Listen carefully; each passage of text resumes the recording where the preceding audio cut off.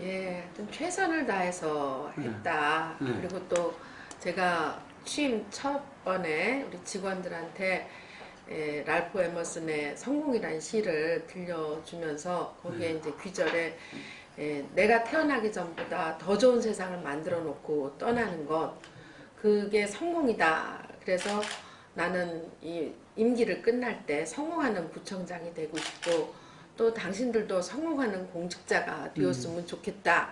나한테 이 기간을 투자해 봐라. 함께 하자. 그랬는데, 바로 며칠 전에 제가 이제 직원들한테서 이 금년에 뭐 새해 덕담 뭐 이런 것들을 이제 서로 주고받는 메시지를 쭉 받았는데, 거기에 우리 직원들이 참 청장님 열심히 했습니다. 뭐 사랑합니다. 뭐 물론 뭐 그 중에는 더 좋은 근무 환경을 만들어 주세요. 뭐 이런 것도 있지만 우리 청장이 직원들을 가족처럼 또 누구보다도 직원들 아끼면서 주민들을 위해서 열심히 해온 거 박수한다. 새로운 출발, 도전에 응원한다. 이런 것들을 한 300개 가까이 온 중에 150개 정도가 그런 메시지였습니다. 그래서 내가 어떻게 했다 하는 내 표현보다는 직원들이 나를 바라봤을 때 그렇게 잘했다, 열심히 했다, 뭐 이런 거를 인정해 준 것도 그렇고, 또 작년에 제가 7년차 돼서 주민들 여론조사를 했을 때 주민들이 부평의 구정에 대해서 긍정적인 평가가 한 7, 80% 되고, 굉장히 높았네요. 예. 네.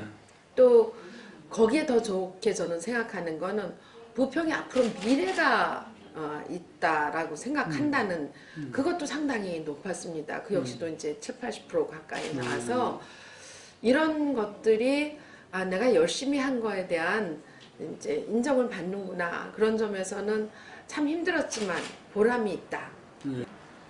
거기에 대해서 주민들하고 어떻게 하면은 이 구정을 같이 운영하게끔 하면 그냥 이 불만이 거리를 두고 하는 게 아니라 함께 하면 오히려 지금의 어려운 문제를 같이 풀어나갈 수 있지 않을까. 이게 저는 거버넌스 행정이라고 하고요. 저희 캐치프레이즈가 참여와 나눔입니다. 예, 애초부터 저는 참여를 주민들한테 부탁을 했고, 이 참여를 하는 방법 중에 뭐 예산이 지금 제일 재정이 어려울 때 주민참여예산제를 아주 적극적으로 도입을 했죠. 그러니까 옆에 있는 부천시가 우리보다 형편이 좋은데 예를 들어서 뭐 시흥시나 이런 데가 아니 뭐 돈도 없는 데가 무슨 주민참여예산제를 하느냐. 뭐 인천 안에서도 우리보다 훨씬 좀 잘 사는 데가 그랬는데, 오히려 재정이 어려웠던 거를 이렇게 지금 채무도 다 갚고 또 시민들이 이 불만이라기보다는 어려우니까 우리 이 일을 이렇게 좀 알뜰하게 살아보자 했던 것들. 그래서 민원이 오히려 날이 갈수록 줄었던 거는 바로 주민들을 참여하게 하면서 그런 거버넌스 행정하면서 극복하고 뭐 또 숙박 행정이라든가 또 갈등 조정관제를 한다든가 뭐 이런 제도들 도입한 것이 저한테는 주민들이 불만이 아닌 긍정적인 반응을 갖게 한 것 같습니다. 그러니까 우리가 그 부평구에 2010년 제가 여름부터 맡았는데, 그러면 이제 내년도 예산을 세우잖아요, 연말에. 그런데 공무원 월급을 1년치를 계상하지 못할 만큼 2011년도에 재정이 아주 최악이었습니다. 그리고 2011년도가 시작할 때 그 상여금을 이제 연초에 주잖아요. 상여금을 줄 돈이 없어가지고 은행에서 꿔가지고 줬다. 이거는 아주 최악의 재정 상태였고, 그때 빚이 우리가 이 BTL이라고 이렇게 민간 자본을 투자해서 건물을 아트센터라고 지은 것까지 포함하면 1,100억이 넘었어요. 우리 예산이 그 당시에 한 5천억이 뭐 되는 정도였는데 그 중에 1,100억이 그 중에 아니라 그거와 함께 빚이 1,100억이라고 하는 건 상당한 비중이죠. 근데 그 빚을 뭐 그 여러 가지 방법으로 갚았는데 우선은 뭐 아주 긴축 재정을 하고 예. 그래서 무슨 건물 짓거나 토건 사업은 안 했다는 거죠. 그리고 예. 꼭 필요한 사업은 국비를 받아내는 공모 사업을 하는 식으로 하고 그다음에 이제 우리가 사회복지비가 점점 더 느는 거예요. 뭐 예산안에서 사회복지비 비중이 처음에는 50% 쪽이었는데 거의 끝날 때는 60, 지금 5%예요. 사회복지비 비중이 더 크다고 하는 거는 더 재정이 열악해지는 그런 상황인데 뭐 이 여러 가지 이게 이제 주민 우리 부평구 가계부예요. 예. 예. 아마 전국에서 구정 가계부를 이렇게 발행하는 데는 우리밖에 없을 겁니다. 그래서 이 내용이 뭐 모든 게 꼼꼼하게 공개하시는 거네요. 그렇죠. 그래 이거를 주민들 특히 뭐 그 동마다 보면은 자치 그 동아리들이 있잖아요. 그럼 가서 이것들을 나눠주면서 또 설명도 하고 특히나 우리 재정들 중에서 채무에 관련한 부분들을 합니다. 그래서 지금 2010년 제가 맡고 나서부터는 빚이 아까 말한 대로 1,000억 가까웠지만 한 푼도 빚을 더 내진 않고 매년 한 100억 가까이 갚아서 지금 660억 정도 640억이군요. 640억 갖고 지금 우리 부평구에 우리 구부담 채무는 없다는 그런 거죠. 근데 이런 과정에서 우리 직원들 경우도 뭐 수당도 줄이고 뭐 하는 사업비 다 아주 긴축해서 하니까 굉장히 어려움이 있었다는 거 그리고 뭐 주민들 역시도 전에 비해서 좀 펑펑 쓰지 못하는 거에 대한 아쉬움 이런 것들은 했는데 결국 우리가 빚을 털어냈다. 이건 아주 우리 직원들이 첫 번째로 꼽는 아주 좋은 일이 된 거죠. 이 거대 자본이 유통으로 들어와서 그 쇼핑몰을 운영할 때 지금까지 몇 년 사이에 그게 들어섰을 때 주변에 아주 영세 상인은 물론이고 뭐 그 반경 3km 안에 있는 모든 이 자영업 하시는 분들의 이 매출액이 반으로 줄거나 나중에 망해서 가거나 하는 것들은 뭐 수시로 보고 또 그런 걸 제일 처음에 들어오면은 우리한테도 도움이 될 거야 했던 것들이 나중에 보면 오히려 그 거대 자본만 더 블랙홀처럼 빨아가지고 가고 그럼에도 불구하고 대응할 수 있는 것들이 상당히 미약했죠. 특히나 이 부천에 세워진다고 땅은 부천 땅이지만 그 영역은 3km에 해당되는 영역은 고스란히 부평의 영세 상인들, 자영업자들이 받는 피해가 되는 건데 근데 저는 이 문제를 단지 그냥 정치권에서 푼다든가 뭐 행정에서 푼다든가 이런 거는 대응하는데 한계가 있다고 해서 당사자들이 이 문제에 대해서 우선 나서주고 이 나서주는 것들을 잘 할 수 있도록 도와주고 또 전문가라든가 뭐 행정에서 커버해주고 그래서 그야말로 그거 역시도 협치로 거버넌스로 한 거고 협치라는 것이 바로 사람과 행정과 이렇게 결합되는 거 아니겠습니까? 시민과 그런 점에선 많은 분들이 8년 동안 내 청장하는 걸 지켜본 중에 내가 인정한다. 협치 잘하는 거. 이렇게 오늘 아침에도 어떤 분이 얘기를 하더라고요. 그래서 GM 문제도 아마 잘 풀어낼 거다. 뭐 이런 얘기까지도 하더라고요. 아마 제가 사람 중심의 행정, 거버넌스 행정을 했다는 게 그야말로 막 한꺼번에 큰 시설물 뭐 상징의 어떤 건물을 만들어내지는 못했지만 어떤 측면에서는 가장 중요한 거를 행정에서 해냈다. 그것이 바로 홍 총장이 잘하는 거다. 이런 평가를 받는 것 같습니다. 저희들 경우는 그대로 자연적인 부분을 해낼 수 있는 마침 구조가 이 위에 있는 복개된 위에 주차장을 그걸 떼내고 거기에다가 이제 지금도 이제 하천물이 흐르는데 그게 막 이 복개된 밑에선 썩으니까 그걸 이제 복원해내는 과정에 돈이 좀 들어가죠. 근데 그 돈은 도저히 뭐 10이나 9비 가지고는 엄두를 못 냈던 건데 그거를 이제 환경부에다 공모를 한 거죠. 그래서 그 환경부 공모 액수가 무려 한 680억 정도가 공모하셔서 따낸 거예요? 따낸 거죠. 이거는 아마 시하고 구가 알아서 같이 알아서 해보자 그랬으면 원래 한 20 몇 년 뭐 이런 정도의 계획이었거든요.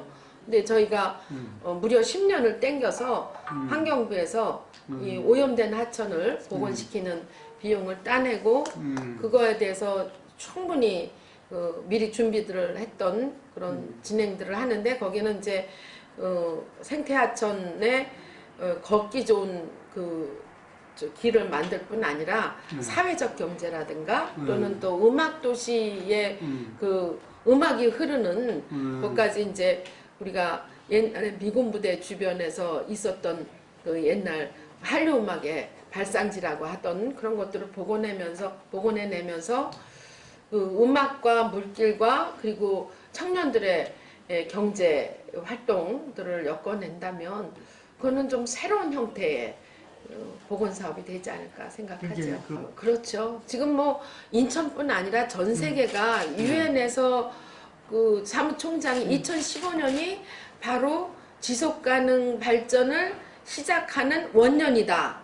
그렇게 얘기를 했어요. 근데 우리는 2011년부터 지속가능 발전을 우리 구의 주요 그 행정의 목표로 삼았으니까 먼저 시작한 거고 인천은 GCF를 그러니까 그런 지속가능 발전의 상징이 되는 GCF를 유치한 게 2014년이에요.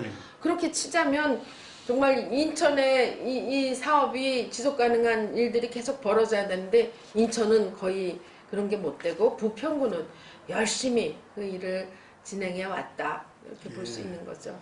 예, 여성 친화 도시가 세계에서 캐나다라든가 오스트리아의 뭐 빈이라든가 이런 도시들이 이미 진행을 해왔던 건데 반길이 어두운 여성들을 보호한다는 차원에서 시작을 했지만 그것이 일종의 도시 재생의 성격을 갖고 있습니다.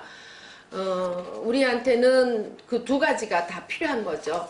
우리 부평구가 가지고 있는 것이 좀 취약한 밤길 안전에 있어서 또 한편으로는 노후화된 도시가 좀 새롭게 변화돼야 될 필요성. 근데 그것이 이제 재개발로만 예전엔 추진하는데 재개발이 또 하다가 말아지니까 더 어려운 상황이 된 건데 바로 이 문제를 극복할 수 있는 방안으로 우리는 여성 친화 도시를 한 거고 여성 친화 도시의 여성 500보 사업이 그렇게 재개발로 침체되고 안전하지 못한 그런 마을 같은 데를 여성 500보 적어도 버스 정류장에서 자기 집까지 자기 집에서 주민센터까지 요런 500보 정도만큼은 안전하게 그리고 또 아주 쾌적하게 그리고 마을 공동체처럼 하는 이건 지금 여성 500보 사업은 여성 우리 부평 친화도시의 아주 그 잘하는 사업으로 여성가족부에서도 뭐 아주 잘하는 상으로 인정도 받고 방송통신대학 교재로도 저희가 이 사업한 것이 나올 만큼 인정받고 있습니다. 그리고 또 한편으로 여성 친화 도시를 하면서 여성들이 이제 뭐 안전에서 이렇게 핸드폰을 흔들면은 안전 앱이 뭐 가동이 된다든가 또 한편으로는 여성들의 평등한 부분을 하기 위해서 우리 부평구의 우선 직원들부터 양성평등 교육 또는 성희롱 예방 교육 아주 철저히 하게 해서 우선 우리 직원들이 여자 직원들이 점점 많이 늘어나는데 굉장히 예전에 비해서 편안하고 그리고 적극적으로 일할 수 있게 됐다. 그런 아주 평가를 많이 받습니다. 그래서 여성 친화 도시의 평등, 평온, 평안 이 3평 도시를 저희들이 하는 중에 나름대로 마을마다 또는 공지관에서 또는 안전할 수 있는 그 여러 시스템들 만들어내면서 여성 친화 도시가 시민들한테 그 상당히 안정감을 줄 수 있는 그리고 새롭게 동네마다 이렇게 부활되는 그런 모습을 보여주는 작은 계기가 됐다고 봅니다. 예. 제가 숙박 행정을 했던 첫 계기는 네. 달동네에서 집이 무너지기 시작을 했는데 네. 그 무너지는 상황에서 저희가 막 안전펜스를 저 개인적으로 책임지고서는 안전펜스를 치고 난 뒤에 집이 무너지는 상황이 있었어요.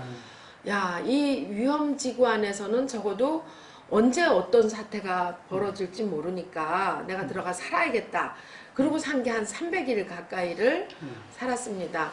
그러면서 느낀 거는 이 동네 아침과 동네 밤이 우리 행정에서 그간에 못 본 부분인데 이 안 보이는 2인치, 안 보이는 시간대에 동네에 대한 여러 가지 것들을 알아낼 수 있고 또 동네에 필요한 문제들을 해소할 수 있겠다라는 생각이 들어서 그 다음부터는 이제 우리 관내에 있는 22개 동을 다 하룻밤씩 2번에 걸쳐서 순회를 했습니다.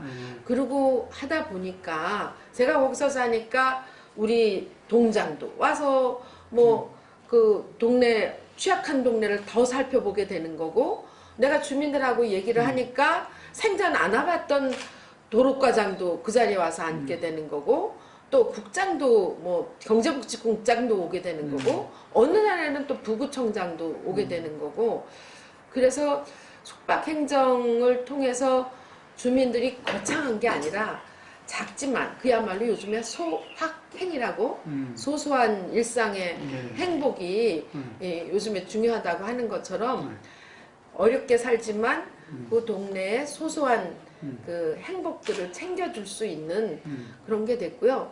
저도 달동네 같은 어려운 취약지역에서 하룻밤을 경로당 같은 데서 자 보면서 이 탁상행정도 아니고 또 한편 겸손하게 이 동네 분들이 이렇게 열심히 사는데 혹시 내가 좀 잘못하는 건 없는가 밤새 또 그것도 겸손하게 생각하게 되고 또 한밤중에 돌아봤을 때 이 골목이 정말 위험한 골목인지 또 저쪽에 CCTV가 잘 돌아가는지 또 이쪽에 재개발 진행되는데 뭐 다른 안전한 거에 문제는 없는지 이런 거를 한밤중에서도 확인하는 거가 무심분립이라고 신뢰가 무너지면은 이제 행정도 무너진다 하는 것처럼 저의 행정에 대한 신뢰는 바로 그런 숙박행정에서 또 얻어진 게 아닌가 싶습니다. 예, 제가 정말 이런 정치권으로 들어오게 된 계기도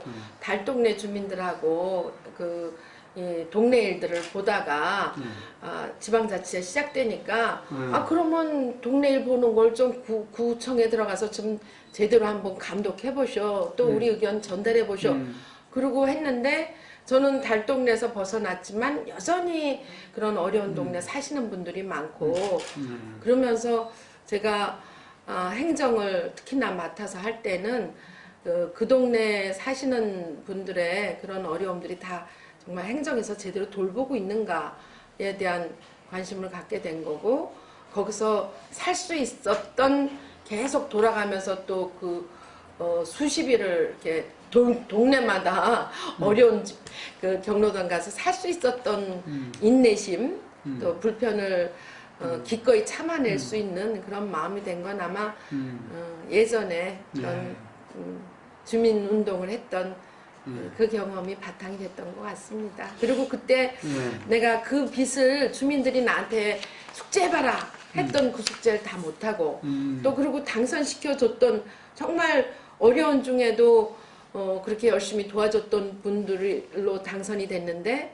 당선에 대한 빚을 다 못 갚은 그런 마음이 새삼 많이 들었죠. 제가 이제 동네에 활동하다가 구의원을 하고 구의원을 하다가 시의원을 하고 그러니까 광역이죠. 그러다 국회의원 하다가 이제 또 구청장을 하는 이 4단계를 밟은 경우가 없다라고 이제 또 이렇게 조사를 하신 분들이 이렇게 얘기를 하더라고요. 그 얘기는 뭐 그냥 네가 이렇게 잘했다 이게 아니라 그만큼 지방자치 또 그 지방 분권이 지금 대통령 문 대통령 말씀하시기를 분권 시대를 만들어 가겠다, 그렇죠. 지방자치 시대를 만들어 가겠다 하는 데서는 제가 가진 경험, 제가 해왔던 그런 자치의 그 생활 정치에 이런 것들이 이 시대 꼭 더 아주 확산이 되고 확실하게 그 운영될 수 있게 해야 된다. 그런 책임감을 더 갖게 됩니다. 한편으로 제가 국회 가서도 무슨 네. 중앙정치를 했다기보다는 네. 행자부를 상대로 한 지방자치, 지방분권에 더 비중을 두어서 내 그 4년을 했던 경험에서 보면 지금 이 작은 마을에서부터 기초, 광역, 그 또 한편에 국회까지 연결되는 이런 것들 다 활용한다면 우리 문 대통령이 얘기하시는 지방분권 시대의 가장 모범적인 인천시를 만들어낼 수 있지 않나. 그게 바로 또 우리 촛불 정신에 의해서 문 대통령 되신 것처럼 촛불의 마음을 담은 지방분권의 우리 도시 인천을 만들어갈 수 있는 그런 자격이 있지 않나 싶습니다.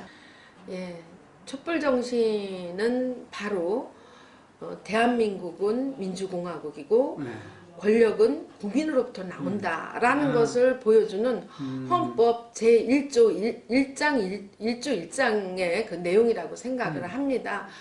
어떤 측면에서는 그간에 우리 국민들이 많은 부분을 인내하고 또 우리 전체 뭐 사회 발전에 그냥 묵묵히 일하면서 했지만 지금 시대에서는 이걸 뛰어넘어야 이게 억압되고 뭐 농단되고 이런 것들은 뛰어넘어야 한다 하는 한계에서는 아주 그 분명하게 평화혁명이잖아요. 그야말로 세계에서 정권이 바뀔 때 이렇게 피 한 방울 안 흘리고 불면은 꺼진다고 하는 촛불로 만들어낸다는 것은 대단한 시민 정신이고 그야말로 민심이고 그래서 그때 군주 민수라고 하지 않았습니까? 그 사자성어로 촛불 정신을 우리가 귀하게 가져가야 되는데 지금 정치적으로는 이제 이 촛불에 의한 대통령 정권 바꿔졌는데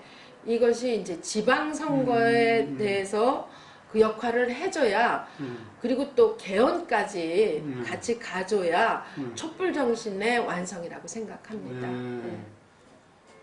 그래서 정권 하나 바꿔내는 것이 시민들이 마지막으로 원하는 건 아니거든요.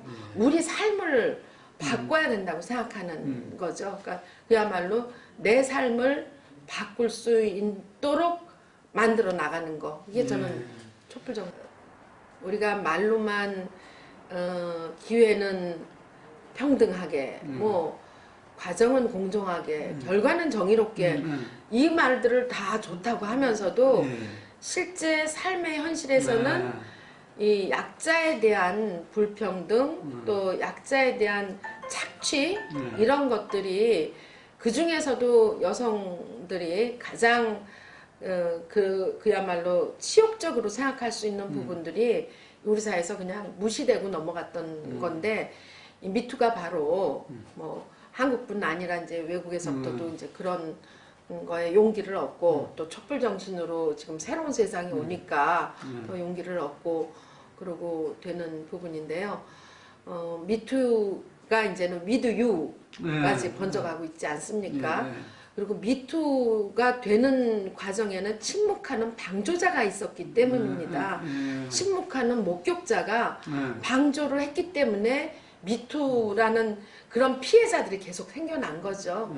위드 유를 하는 거는 방조하지 말자, 침묵하지 말자 그런 것이거든요. 저는 정말 이것이 또 한편에 이 세상을 더 밝히고 촛불을 더 밝히는 거로 나갈 거라고 봅니다.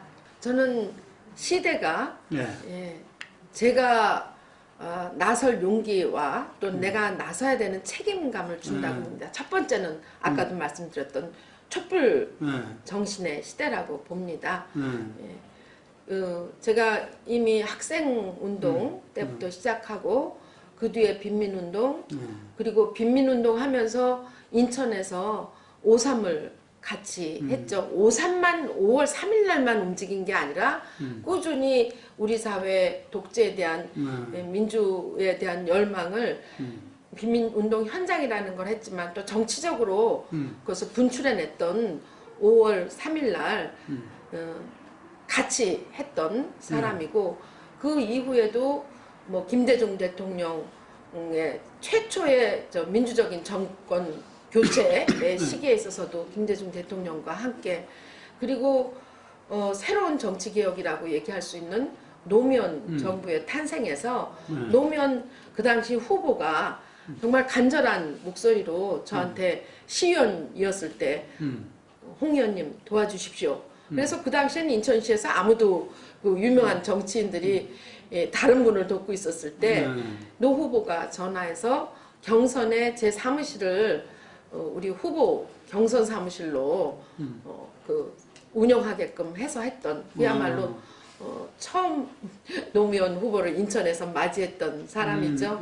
그리고 이제 후보 비서실에 들어가서 정무 2팀으로 정무 1팀장이 우리 지금 유명하신 안희정 지사지만 저는 정무 2팀장으로 노무현 후보가 끊임없이 그 당내에서는 흔들렸지만 시민들의 국민들의 힘으로 그 대통령이 됐던 것 과정을 옆에서 함께 했지요. 그리고 이제 이명박 정부서부터는 제가 구청장을 맡게 됐는데 제가 이명박 정부에서 블랙리스트에 올린 전국에 뭐 얼마 안 되는 단체장 중에 블랙리스트에 오른 단체장이죠. 그것도 여성으로는 유일하게 그 한 해만 해도 서너 건 이상의 이 블랙 그 자기네들이 리스트에 올릴 건수를 지적할 만큼 그러니까 제가 얘기하는 촛불 정신에 가장 부합되는 활동을 했다는 거죠. 제 인생에서 어느 시절에서도 당을 바꿔본 적도 없고 어느 시절에서도 나 편하자고 햇볕에 가 있었던 적 없고 어느 시절에서도 어려운 사람들을 외면하고 혼자서 그 다른 데를 양지를 찾아간 적은 없었다. 이게 가장 촛불 정신에 부합한 그리고 문재인 정부 들어서서 지방 분권의 지방자치에 이 지금까지의 제 인생이 91년서부터 27년간 제 인생이 꾸준히 현장을 지방자치를 발전시켜 오는데 헌신을 해온 사람이다.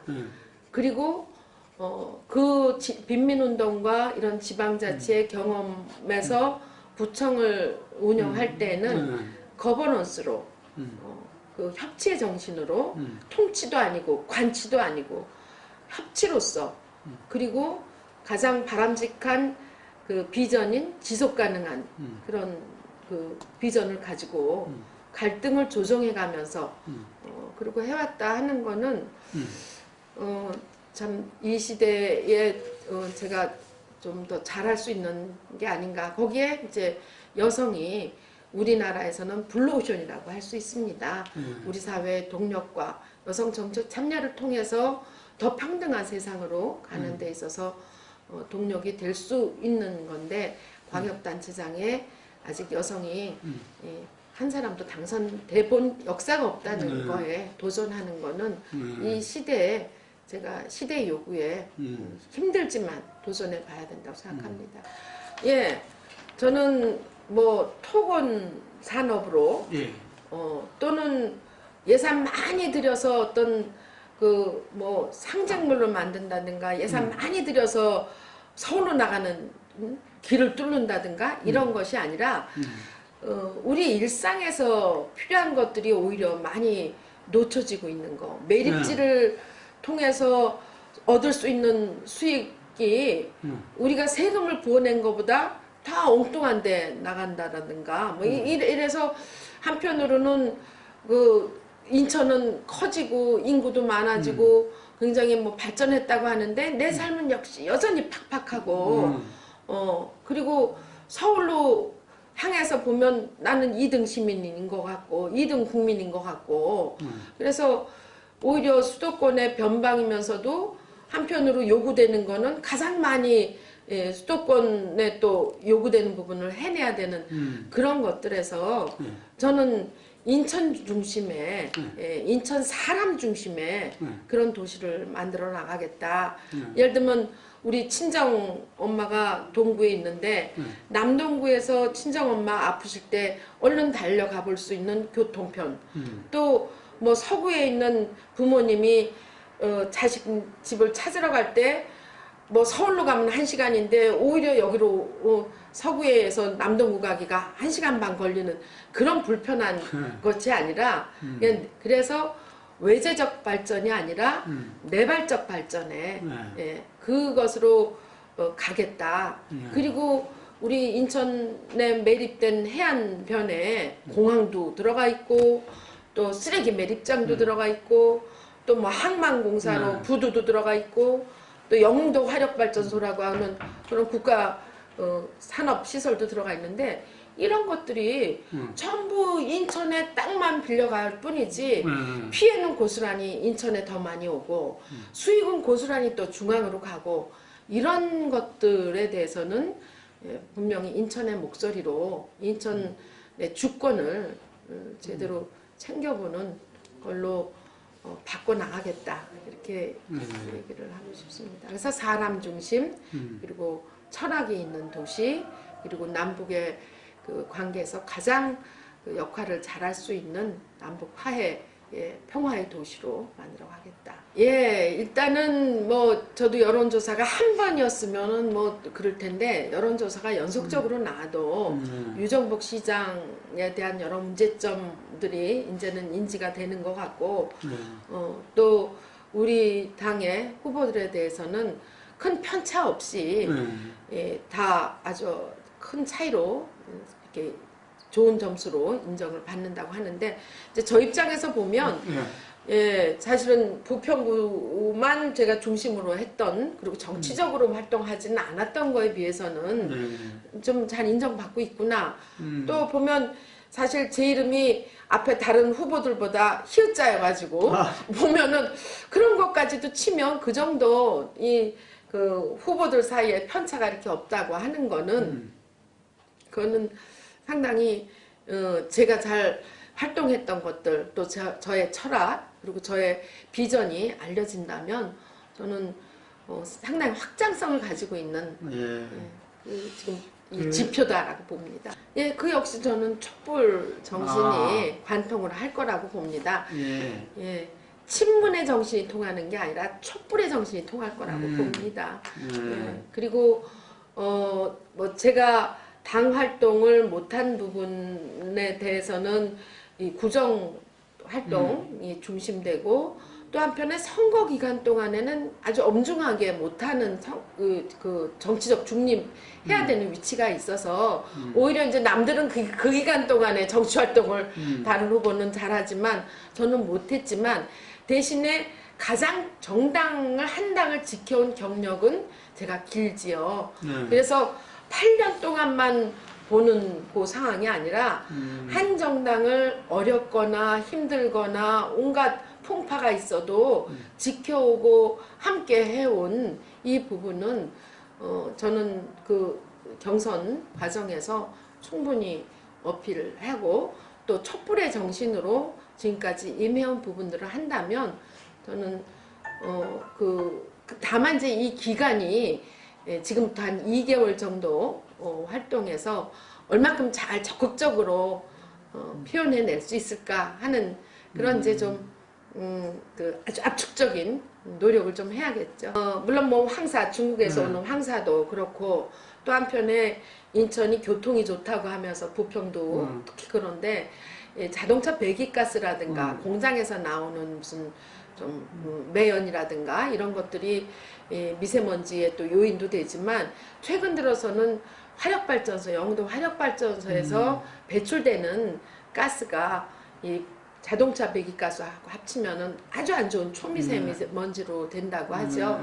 그래서 부평에서는 더 미세먼지에 대한 예민한 그 마음을 가지고 있어서 제가 이제 대책 발표도 한 거고 그런 측면에서는 지금 이제 산업공단이라든가 화력발전소라든가 이런 거에 대해서 적절하게 관리도 해야 된다고 보고, 또 한편으로는 측정의 부분도 현실적으로 뭐 지금 10m 높이에서 측정해가지고서는 감지되기가 굉장히 안 좋게 평가되는 건데, 그런 것들을 실질적인 그 조사도 좀 잘 될 수 있도록 하고, 뭐 우리가 이 지금 ppm 이 정도를 낮출 수 있는 그런 것들에 대해서는 전문가들과 함께, 또 시민들이 할 수 있는 뭐 실천 방법, 또 뭐 예를 들면 영흥도 화력발전소처럼 그런 걸 할 때는 국가에서 좀 보조를 받으면서도 이 공기청정의 방법들을 생각해낸다든가 여러 가지 것들이 있다고 봅니다. 이 원도심에 대해서는 옛날엔 무조건 뭐 재개발을 통해서, 또는 재개발이 안 되면 거기에 뭐 돈을 좀 투자해서 또 다른 형태 해소 대신에 이제 오피스텔이 들어서는 식의 것들이 됐는데, 저는 이게 도시재생의 방식으로 바꿔질 수 있다고 봅니다. 그 원도심의 사람들이 쫓겨나가고 거기에 큰 아파트 들어가서 뭐 있는 그런 게 아니라, 주민들도 함께 살고 또 무너져 가거나 아주 노후된 동네도 도시재생을 통해서 변할 수 있는, 부평이 바로 도시재생 11번가 사업이라는 걸로 해서 국가 공모에 몇백억을 또 받았습니다. 이런 식으로 원도심은 도시재생을 통해서 오히려 오손도손 더 정감 있고 빈집을 이용해서 좋은 뭐 사회적 경제를 하건, 뭐 미술가들이 그 안에서 그림을 그리게 하던 뭐 이런 것들을 만들어낼 수 있으니까. 그리고 또 신도심에서 수익이 되는 부분들에 대해서는 원도심에 투자할 부분들에 대해서는 투자를 좀 하고, 신도심 경우는 또 계속 경제 발전할 수 있는 매립지 부분이니까 거기서 얻어낼 수 있는 또 새로운 수익의 부분들은 마련내고 그래야 된다고 봅니다. 하다못해 우리가 인천공항까지 가는 길이 차로 가면 금방인데 버스로 가려면은 보통 어려운 게 아니거든요.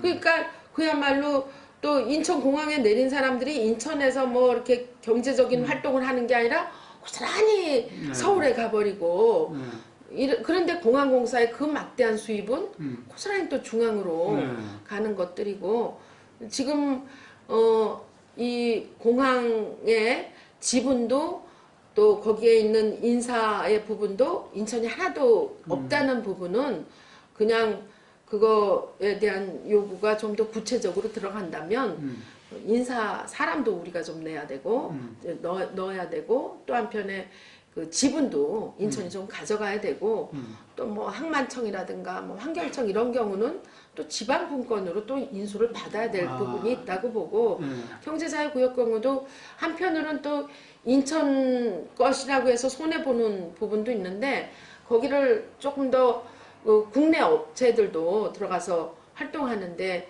뭐 좀 그 길을 열어준다든가, 그래서 지금까지 통제되거나 뭐 또는 지금까지 이렇게 제한되거나 했던 것들이 이제 좀 달라져야 된다고 보는 거죠. 예. 그러면 처녀께서 이제 강력한 그 중앙정부에 요구를 해야 되겠네요. 당연히 그럴 수 있는 게요. 우리 문 대통령이 이 국무조정 회의를 예전에 장관들만 했는데 기껏해야 거기 서울시장 하나 갔거든요. 이제는 광역단체장들을 모은 제2국무조정 회의를 하겠다 했거든요. 이런 얘기를 하는 거가 이제는 훨씬 더 자연스러운, 그게 그야말로 국토 균형 발전 그리고 지방 분권에 아주 기여할 수 있는 국가 회의 시스템을 우리가 활용하면 된다고 봅니다. 그 더 이상 해외에 막 사람들 데려다가 뭐 행사하는 그런 것들을 안 한 게 유정복 시장한테는 이 채무를 줄이는 역할을 한 거고, 뭐 그렇죠. 뭐 아파트 짓고, 도시 축전 뭐 경기장 만들고, 그렇죠. 그런 것 때문에 했던 비용이 안 들었던 거고, 그다음에 이제 매립지를 해서 팔아서 땅으로 뭐 그 갚고 뭐 지금 돌려갖고 했던 것들 때문에 부채를 갚는 데는 상당히 이 시장 동안에는 그게 좀 도움이 됐고요. 또 거기 아파트 많이 짓게 되니까 취득세를 또 많이 걷고 뭐 이러면서 도시개발세를 걷고 이러면서 세수가 또 많이 늘어났죠. 전국적으로도 늘어났지만 인천도 많이 늘어난 부분이 채무를 네. 그 아주 위험 수위에서 낮추는 부분들이 됐는데 그래도 아직 그 공기업에 가 있거나 한 부채까지 지금 10조입니다.